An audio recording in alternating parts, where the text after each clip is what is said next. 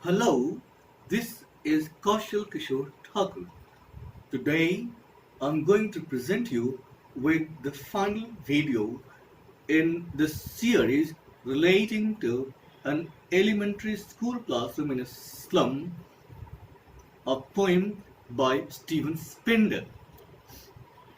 So far, in the first four videos, we discussed the first three stanzas. Today we are going to take up the fourth and final stanza. Fine? But before we discuss the final stanza, I'd like to draw your attention to the use of irony in the poem. What is the irony? When your parents send you to your school, they have high expectations. Fine? They have big dreams. In the same manner, when these working class people send their children to an elementary school, alright, they have high expectations.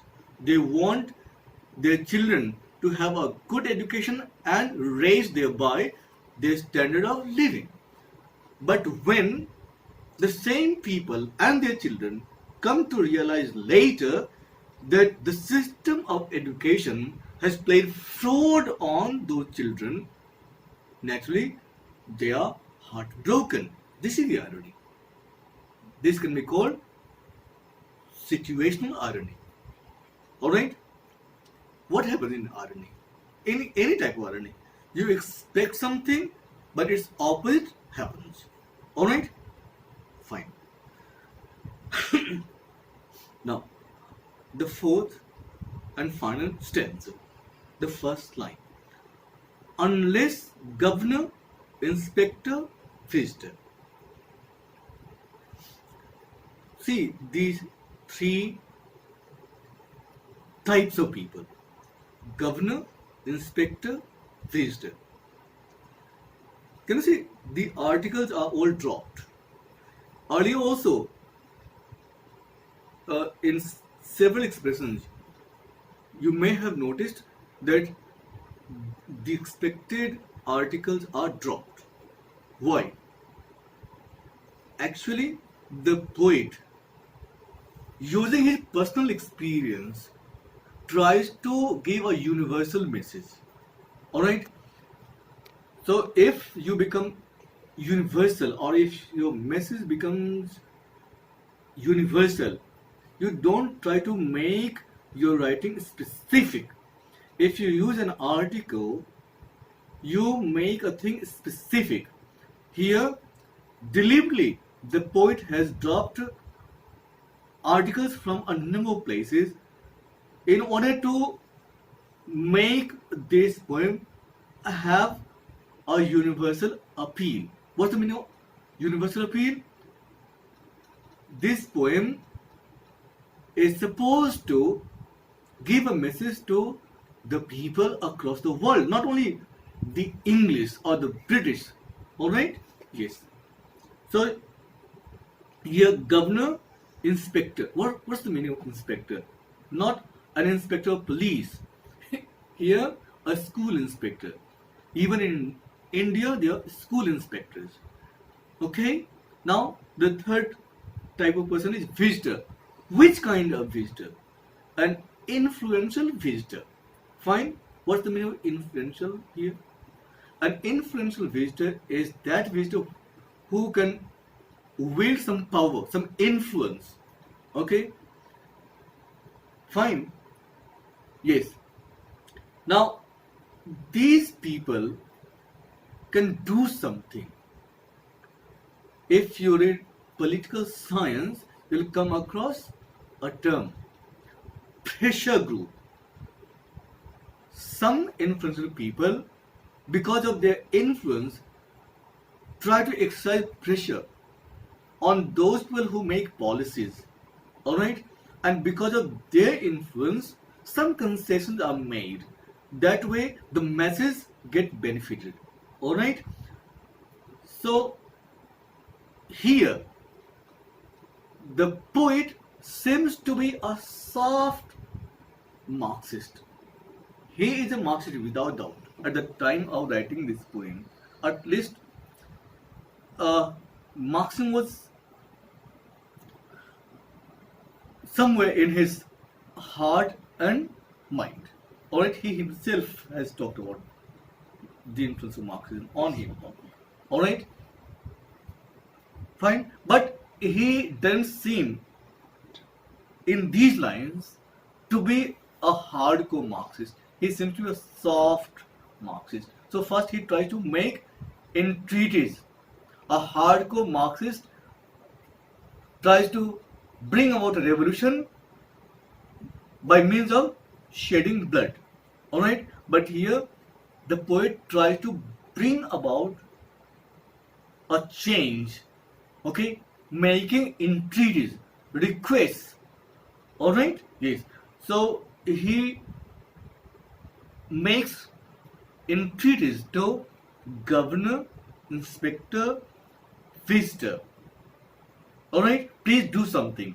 Please make these students' future bright. Do something. You are influencing people. You can do something. If they do not do something which is expected of by the poet, the map about which we have talked in the second stanza as also in the third stanza will ruin the children's dreams. Alright? These children's dreams will shatter to pieces. I've told you that the world map which is used for teaching the children is useless to them. Okay? The poet is talking of that map. Okay? This map becomes their window. Let's say these children will see the world through this map which is useless, and see the irony which follows. And these windows that shut upon their lives. This is the second element of irony here. You have windows, in your houses. What is a window for? If you want to see what is outside, you see through your windows. Alright? But here, these windows, the windows made by this world map, okay, simply shut all kinds of views from the children. Quite ironic. Alright? This map becomes their window, and these windows that shut upon their lives like catacombs. What a catacomb? See the simile here. Okay? Like there is a comparison between the children's world being shut by the windows of the world map, okay, and catacombs. What is a catacomb? In ancient Rome, when someone died, especially earliest person died, okay, two famous names are associated with catacombs. In Christianity, Jesus Christ's disciples are called apostles. St. Peter and St. Paul, they were buried in catacombs. Alright? So a catacomb is an underground chamber. Underground, below the ground. Below the ground. Okay? Fine.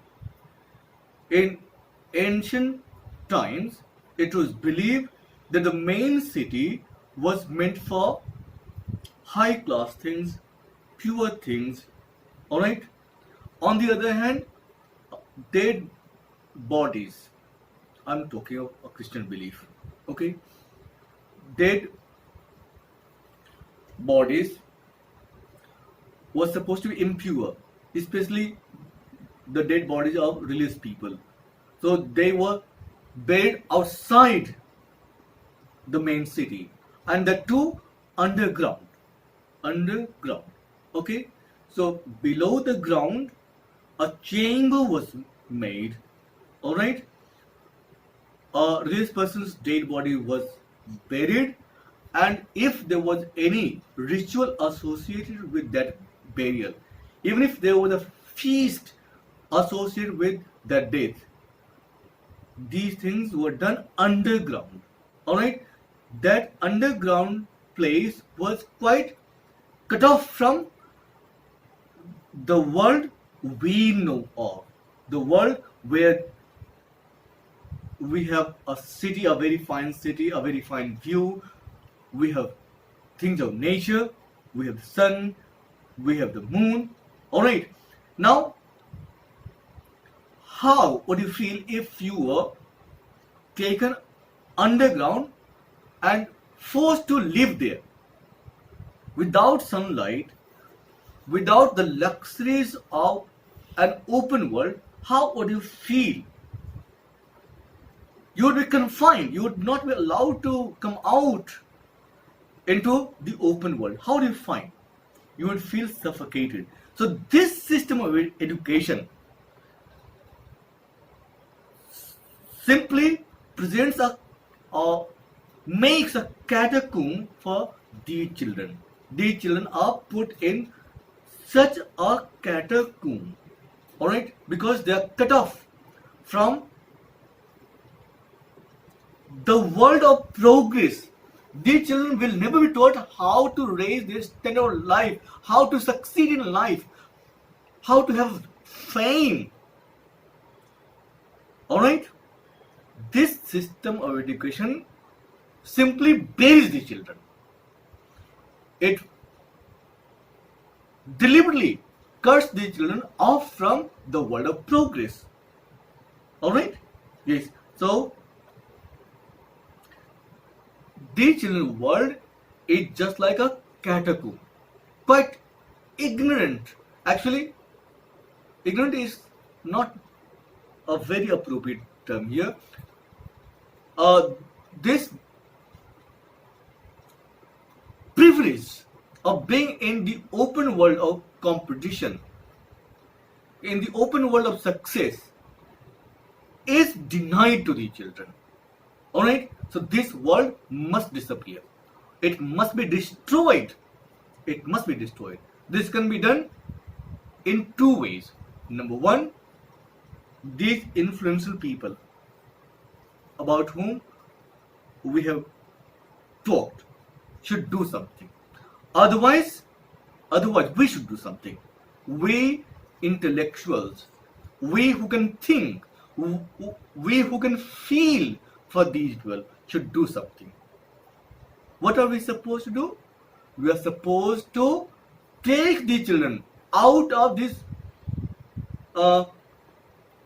catacombs. Alright? See, break open. We need to break these catacombs. Alright? And show the children how to break the entire dark world, subterranean world, subterranean underground. Alright? Yes. Break open till these children or these people have broken the entire town. Why town? This word leads the poem to another thing. If you read English poetry much, you'll find that there is a very popular scene. Town versus village. Alright? All great poets have admired village life or rural life for several reasons. Okay? Villages are generally very simple hearted. They are very close to nature. As far as town is concerned, it stands for corruption, it stands for hypocrisy, Alright, so great people have always admired the village. Okay, fine. In the village, you can see nature. You live face to face with genuine nature. In town, you have artificial life. Fine? Yes. Break open till they break the town and show the children to green fields. See fields. Where do you find fields? You don't find fields in town. You find them in a village. Let the children come out of the corrupt world of town. Okay? Let the children see nature. And where can they see nature? In the countryside, in a rural area. Fine. And show the children to green fields. Why should the children be taken to green fields? What's the problem? If you live in town, you have a number of comforts. Whenever you need something, you buy it. But why should the children be taken to green fields? A big question. I told you, townspeople have an artificial life. Most of them are double-faced. Alright? It's very difficult to recognize them. Alright? In the village, most of the people, I'm saying most of the people, putting aside some exceptions, okay? Most of the people living in the lap of nature are very simple, very honest. Alright? They are devoid of corruption. Their hearts are very simple. Alright? Their minds are very simple. Let the children learn everything from nature. Nature doesn't have any agenda. In town, most of the people have several types of agenda. There are ulterior motives. But in the village, most of the people don't know what ulterior motives are. Fine. Yes. So, and show the children to green fields. And make their world run now a new world. Okay, this world is different from the subterranean world, the underground world, the world which is compared to a catacomb. All right, now the children, after breaking the whole of the town, come out. They go to green fields where they find quite a new world. Okay, and make their world run as you were on gold sands. You don't find sands in town. In town, you have very fine roads. Alright? Go to remote areas. Okay? You will find that there may not be very good roads. Alright? People love walking on sands. Alright? Let the children run on sands which look like gold. Okay? Meaning a golden color. Alright? And the sky is clear. Here, one more thing. In town, here we are talking of an industrial town.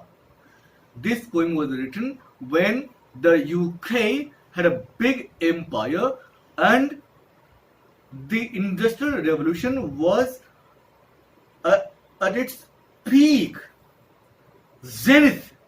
There was much air pollution in each industrial town of the UK. But if you go to a village, there is no industrial development there. So there is no air pollution of that kind. Alright? So the sky is clear. When the sky is clear and the sun is shining, there are no clouds in the sky. What's the color? The color of the sky is azure, a kind of blue color, and make their world run as you were on gold sand. Now in their world, in their new world, there is no pollution of the kind, there is no corruption of the kind the children saw in that system of education. Alright? Let the children run under that blue sky, the clear sky, and let them run on gold sands. Alright? No problem. Even if there are sands, there is no problem. Alright? And let their tongues run naked into books. I told you, nature has no ulterior motives. The people living in the lap of nature have no ulterior motives. Alright? So if you want to learn something, learn it from that person who has no ulterior motives, no propaganda. Alright? Fine. In the lap of nature which we find in a village, alright, everything is pure, everything. There is no corruption as such. Alright? Nature has no agenda. It has no propaganda. It doesn't want to exploit people. Alright? So let the children learn from the books of nature. What books? See here. And let their tongues run naked into books. How can you run your tongues into books? Yeah. In one of the videos I have said that if a poet writes, he or she tries to experience something using as many sense organs as possible. A tongue is meant for tasting a food item. How can this tongue, which is a sense organ, be used for tasting books? Do you ever taste your books? No. But here the sense is slightly different. If you use a tongue for tasting something, you get an experience which is first hand. And a first hand experience is never forgotten. Alright? It is said, experience is the best teacher. Let the children experience what an education is. Don't impose your own kind of education. Let the children identify what a good education is. Let the children know what is good, what is bad, all by themselves. Who are you to impose your views on them? This is the sense. Okay? So let the children taste an education all by themselves. Don't make any interference. No mediator is required as far as a good education is required. Fine? Yes. And make their world run as you were on gold sands, and let their tongues run naked. Even if these tongues have a bitter experience, no problem. The children will learn what is good or what is bad. Fine, but let the children have a first hand experience. Okay? Don't impose your ideas. Let the children form their own ideas. Fine? See the image of tasting books. No one is going to taste these books as such. So don't take this tasting in the literal sense. Here is a metaphorical sense. Okay? Yes. So you have got a metaphorical expression here. The white and green leaves open. White and green leaves. Green leaves. Where do we find green leaves? When there are plants. Okay. If we see plants or trees, we see green leaves. Alright? In Spender's time, because of industrial pollution, in an industrial town, it was very difficult to find such green leaves. But if these children go to the countryside, they can have a, a look at green leaves. Alright? Now the word leaves has two senses. Again, we are getting a pun. In the second stanza, we found a pun on the word world. The word world is used twice there in two different senses. A pun is also got when the word is used only once, but it has two senses and they are both applicable. And in a sense, if you go by semantics, because of the two senses, the word is not one word, it becomes two words. Okay? One leaf is the leaf you find on a tree, and the other leaf is the leaf of a book. Alright? So the poet has used a pun on the word leaves. So if these children taste these leaves are not only the leaves of a plant but also the leaves of a book, and the word book is already used here. Alright? Run naked into books, the white and green leaves open. Alright? Everything is open. Nothing is hidden. There is no ulterior motive. There is no propaganda. Alright? Yes. Now, the last line. The last line is quite memorable. It is a pithy line. You can quote it. This may be used as a saying, although it is not a saying. A saying doesn't have any author. A proverb doesn't have any author. But this line, which looks like a proverb or a saying, has an author. So we can't call it a proverb or a saying. Fine. So what is? First, let's see it. History theirs. History belongs to those people. History is made by those people. Okay? History theirs whose language is the sun. How can the sun be a language? Again, recall what I have said in one of the videos. I've quoted Roman Jakobson. Roman Jakobson says in one of his writings, poetry is an organized violence on ordinary speech. Don't you find that there is a kind of violence on ordinary speech? If you say that your language is the sun, people will laugh at you. Okay? They will think that you've gone mad. Alright? But here the poet is not mad. Alright? He is deliberately deviating from ordinary speech, ordinary expression, normal expression. Because poetry is a creation. The poet is supposed to create something new. Alright? And we have to decipher that new expression. Okay? The sun is a part of nature. So history is made by those people. History belongs to those people who learn from nature.